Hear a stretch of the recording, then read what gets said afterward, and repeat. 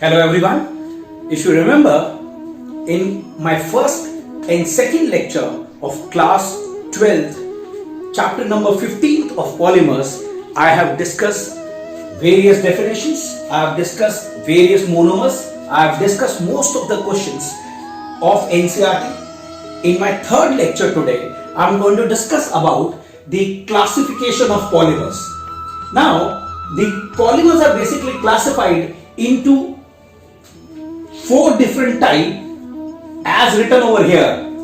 These four classifications are broadly: number one, based on the source or on the basis of occurrence. The second one is nothing but it is on the basis of their structure. Number third is nothing but it is on the basis of their mode of polymerization. And the final fourth one is on the basis of the intermolecular forces. I'll discuss one by one and I'll try to inculcate one by one each and every example of each of them. Let's start the first type. As I said, the polymers are basically classified on the basis of their source or on the basis of their occurrence. They are further subdivided into three types, and one of them is the natural polymers, the semi-synthetic polymers, and of course the synthetic polymers.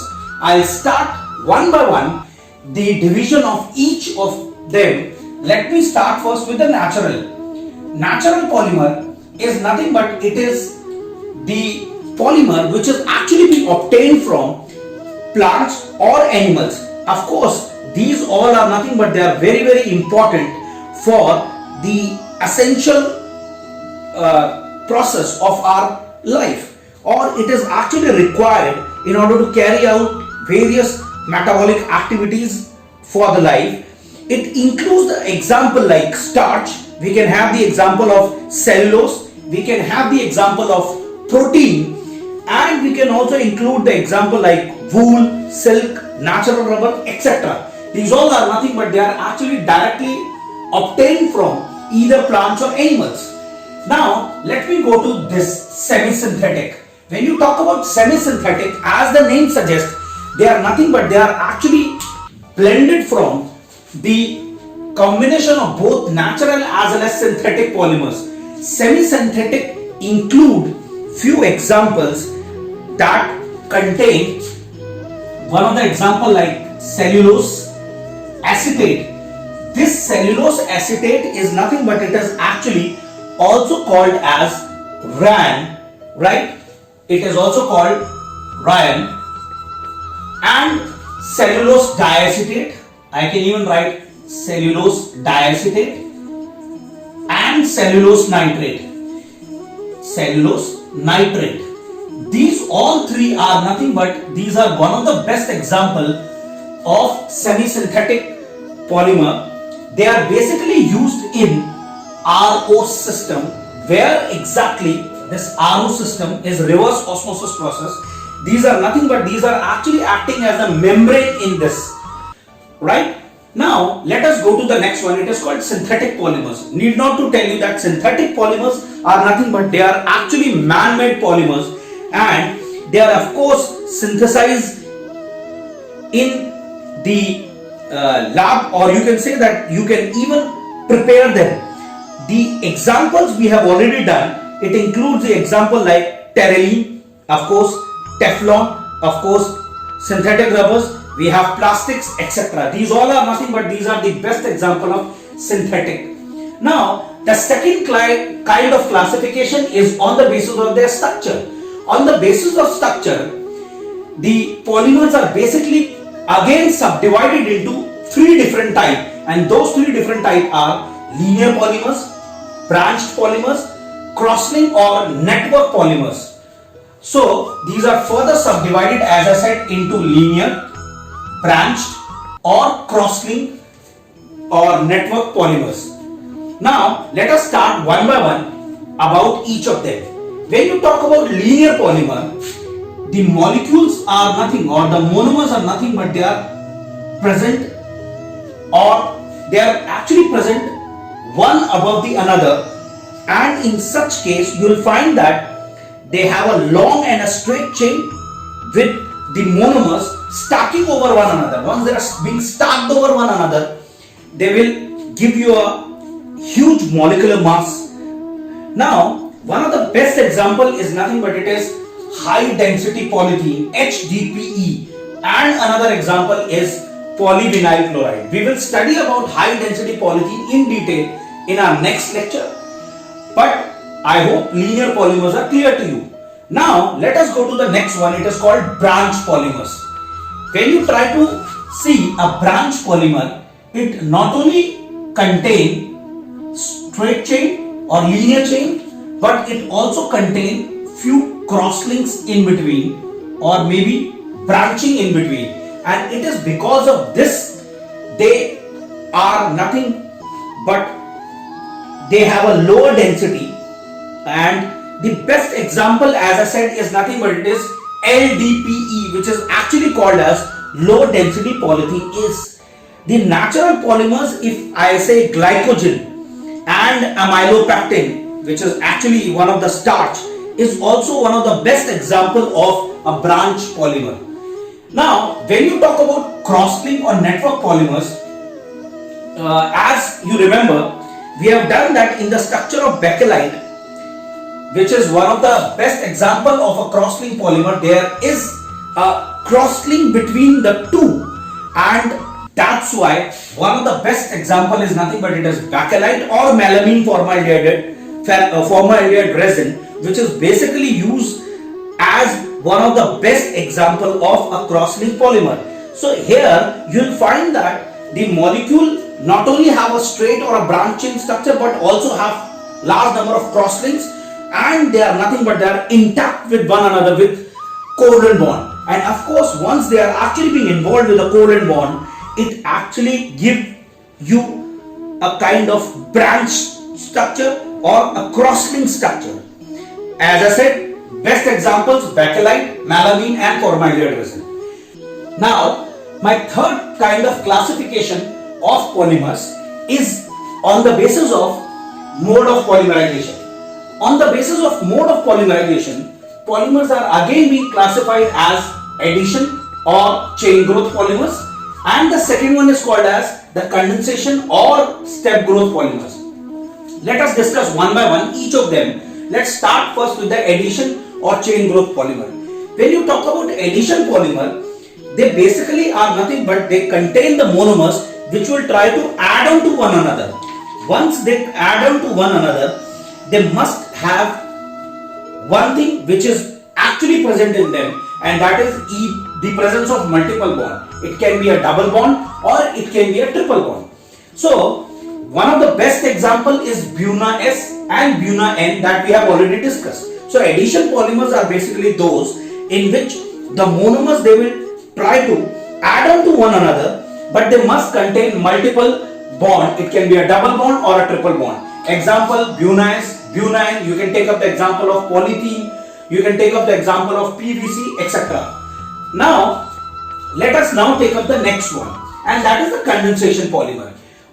When you talk about condensation polymer, the monomers are nothing but they will try to condense. They can be of the same type, they can be of the different type, but remember, it always proceed with the elimination of simple molecules like water, ammonia, acetylene, alcohol, etc.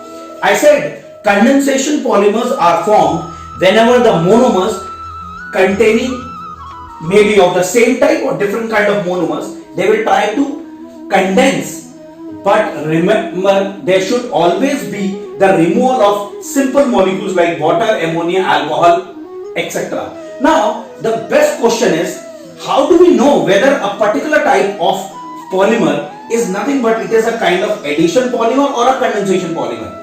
As I said, in addition polymers there is always a multiple bond, a double bond or a triple bond. In case of condensation, there is always one thing which is very important, and that is the presence of a bifunctional or a trifunctional group.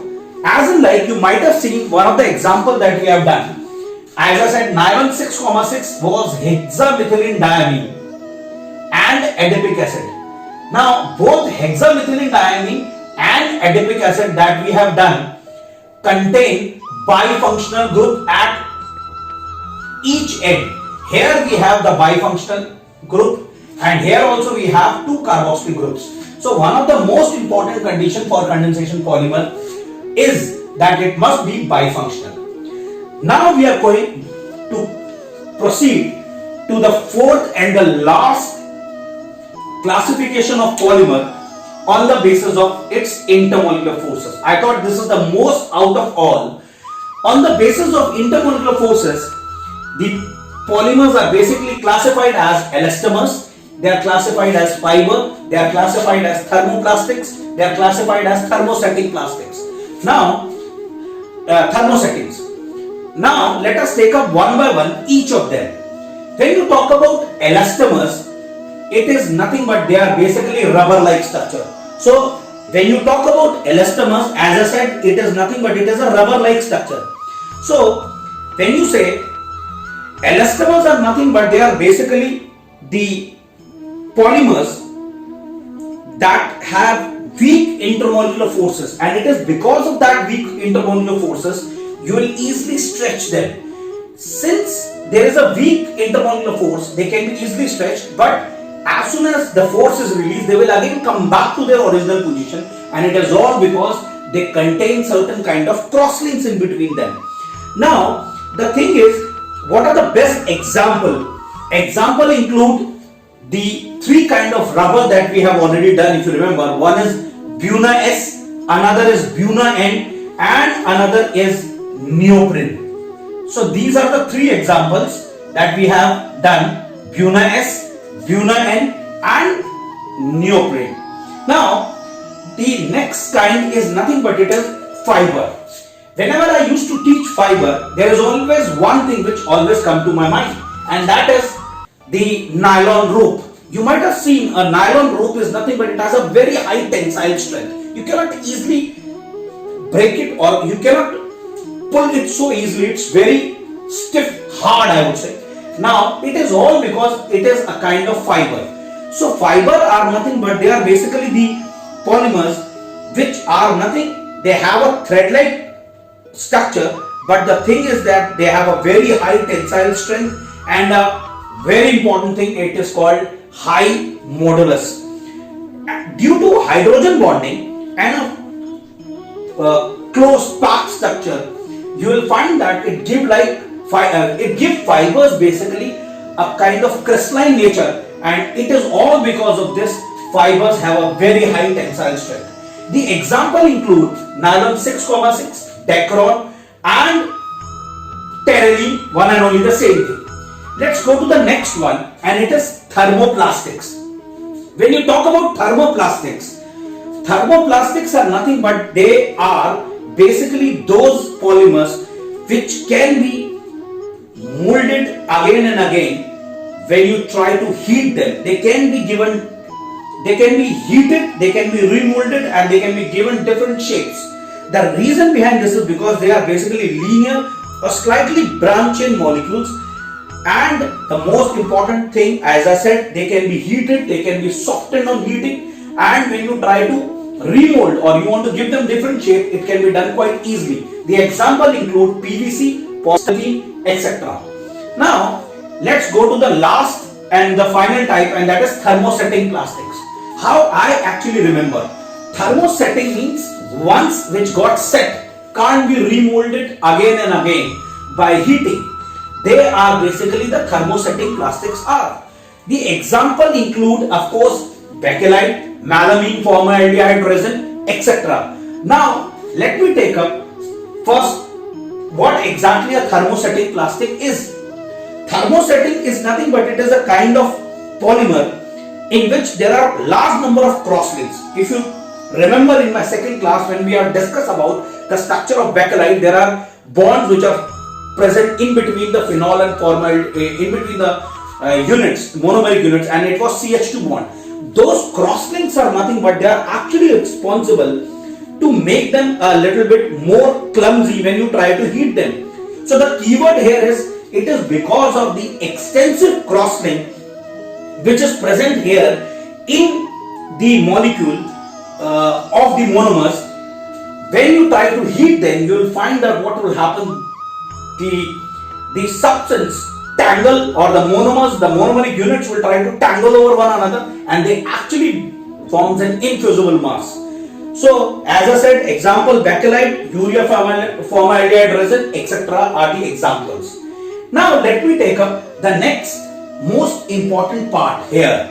The most important part here is that on the basis of intermolecular force, how will you arrange in the descending order?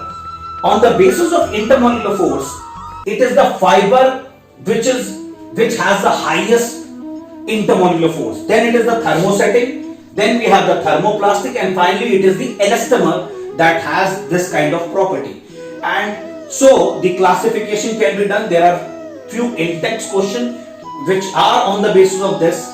So this is one thing which we have done, and it has been asked in one of the CBSE paper. I still remember it was in CBSE 2016 this question was asked. There is another one question which is already discussed, although I just want to make it clear. It was asked in CBSE 2018, and the question is, what is the structural difference between a linear and a branch polymer? Of course, but the example were high density polythene and low density polythene. So the question was, what is the structural difference between high density polythene and low density polythene? So I thought it is very much clear. A high density polythene is nothing but it is a linear polymer, while a low density polythene is nothing but it is a branch chain polymer. So this is the structural difference between your high density polythene and low density polythene.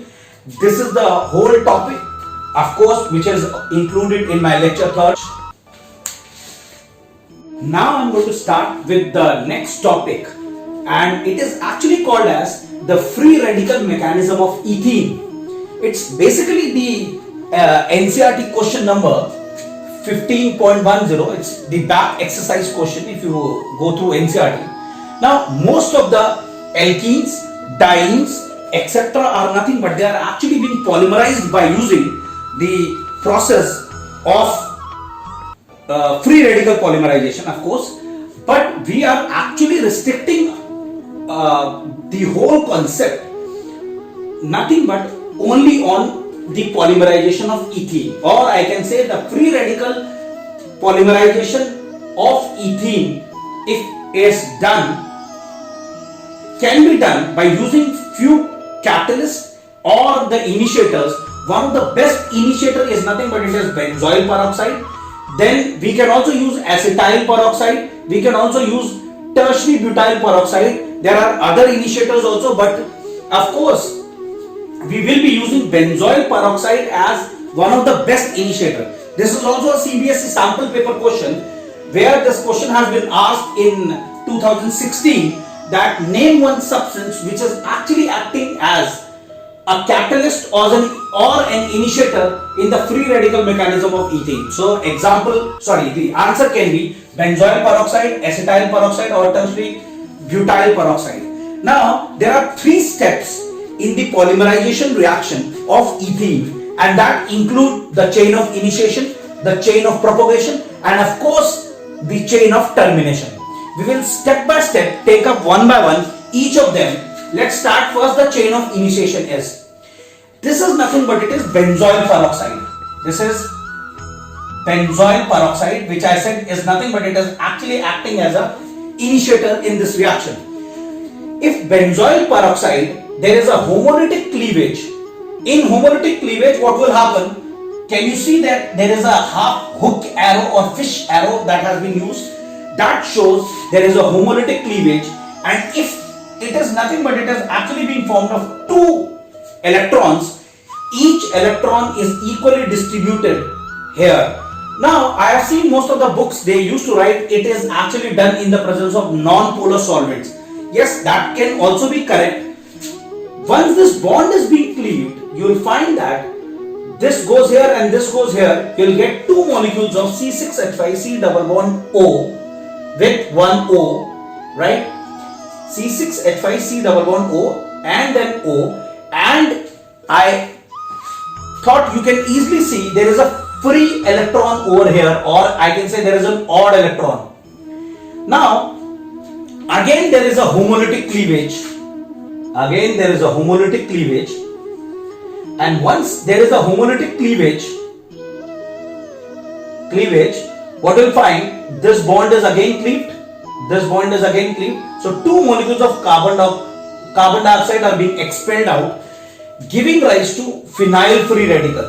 So I can write that this phenyl is nothing but it is actually acting as a radical, or a phenyl radical is acting over here as an initiator.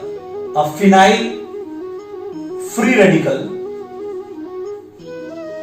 is acting as an initiator over here. This phenyl radical will now try to attack on this. Once this phenyl free radical will try to attack, I hope you can understand, if this is going to attack over here, this bond will be cleaved. Of course, this will get an electron, and this is CH2. So can I write C6H5, then CH2, this one, and this is nothing but it is the free radical that has been generated by this free phenyl radical. Now, the second step is nothing but it is chain of propagation. In the chain of propagation, I want to take up this molecule as I have taken up C6H5CH2, this is the free radical. It is again going to attack on another molecule of ethene. So if it will try to attack on another molecule of ethene, you will get C6H5, this is the C6H5, CH2, then this CH2. If it is going to attack over here, so this becomes CH2, this is the CH2, and this become a free radical. I hope it is clear. Now, it's very simple. If I do its polymerization, need not to tell you, the chain will actually propagate from these two carbon atoms. In case of ethene, of course, it is going to propagate from these two carbon atoms which is attached to this phenyl. So if I want to take up 100 molecules over here, this will give, this can polymerize and can be written as CH2 n times. It means n can be 100 over here.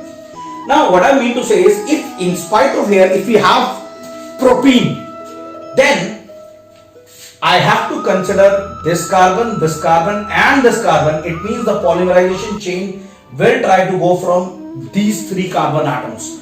But of course, since we are doing it for ethene, it should be this molecule where the polymerization will proceed from here.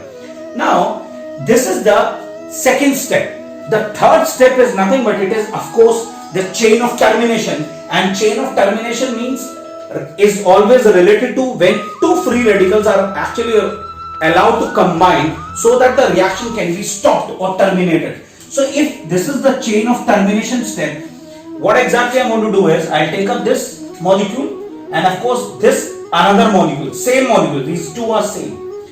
You know that if I have free radical and a free radical, there is always a formation of a bond, of course, one electron from this and one electron from this. So the same thing comes over here also. When again they will try to terminate the step, C6H5, CH2, then this CH2, then this CH2, and the bond is formed between these two. This bond is a combination which is obtained from equal electrons from both of them. Then this CH2, then CH2 n times, and then C6H5. This is how the polymerization of ethene is done, and this is also one of the most important question of CBSE sample paper 2008. CBSE sample paper 2008. So you can just remember the steps and one of the questions that I have already discussed. Thank you so much.